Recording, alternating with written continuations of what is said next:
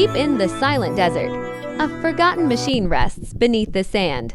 Inside, the interior tells the same story: neglect, sand, and years of abandonment. Slowly, the sand is cleared away, revealing the legendary shape beneath. The car is finally pulled from the desert, ready for its second chance. Water begins to wash away years of dust, bringing the body back into view.